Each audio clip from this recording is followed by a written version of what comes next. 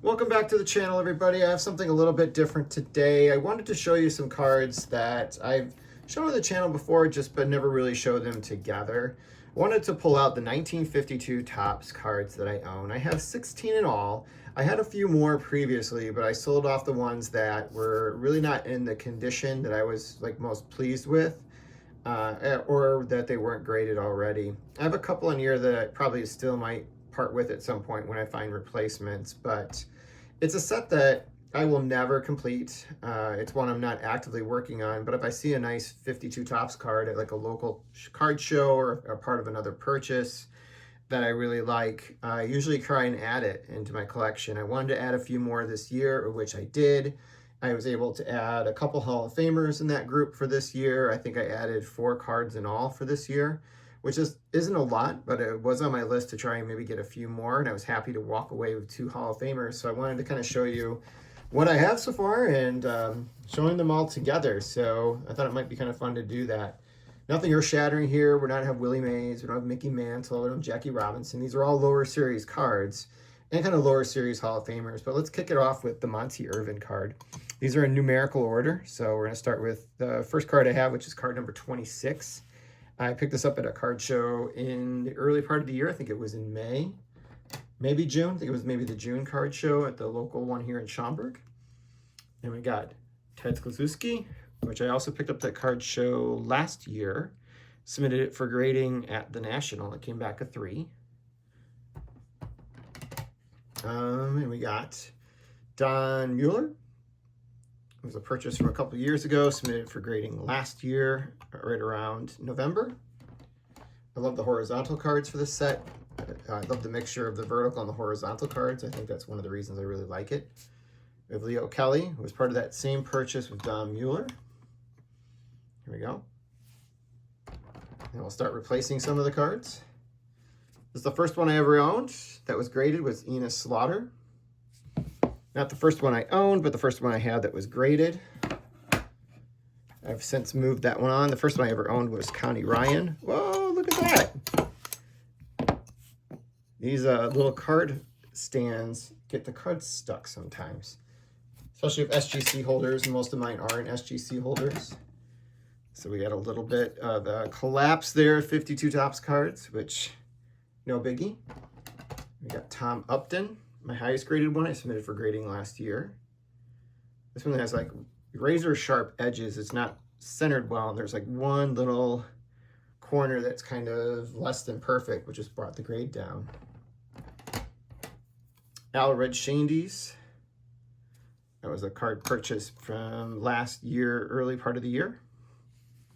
Put Leo back there. We're going to place Leo with Ken Holcomb. This was part of a 3-card purchase I did last year. All White Sox players. Billy Pierce was part of that purchase. Move Enos on. This came back as a 5 on that one. And Sherm Lawler was the other one in that order, and here he is. It's got some couple good cards, I think, with 52 and 53 with him catching. Or in catcher's gear, I should say. One, he's making a throw on the 53. We got Johnny Mize. This was also part of a card show purchase last year. Submitted for grading, I think, last summer at the National, which was my very first order. I love the Johnny Mize from this set. I love the horizontal Hall of Famers. I think I just need one. I think it's the Gil Hodges, which I did own at one point in my life. We got one I just picked up recently at the local card show, Bob Miller. It's the only one that's not graded, but I think it's gradable. That's why I purchased it.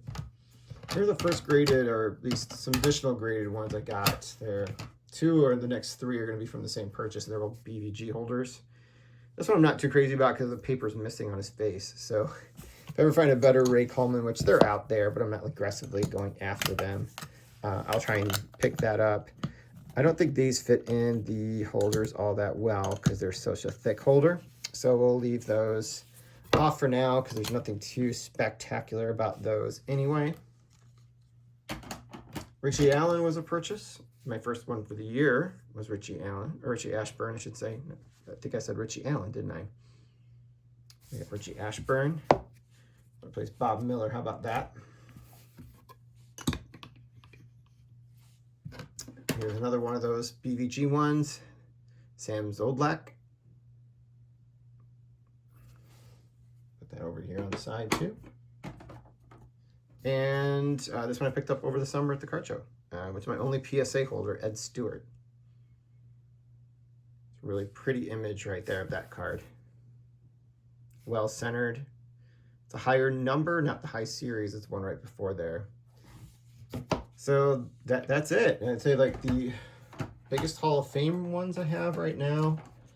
So we probably could take off Billy Pierce, put up Monty Irvin over there. I think I have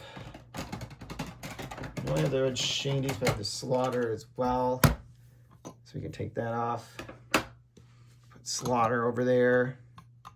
Here we go. Those are my 52 Topps Hall of Famers. And the other one I have is the Red Shandies right here.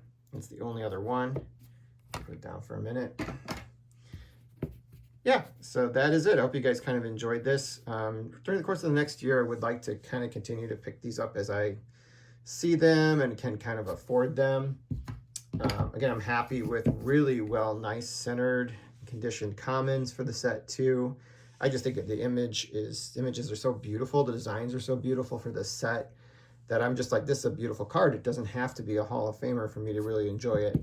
And for those that are concerned about value, the resale market for even commons that are graded or mid-grade or more is really solid for 52 Topps. You don't see that with some of the later Topps releases in the 50s. But because the set's so popular, these things, even a common card, is sought after in graded condition as people try to upgrade their personal graded sets as best they can. Obviously, some of the cards are really hard to obtain as we get to the high numbers, but so I have 5 Hall of Famers out of 16 cards. That's pretty good. I hope you guys enjoyed this, and I will be back later this week.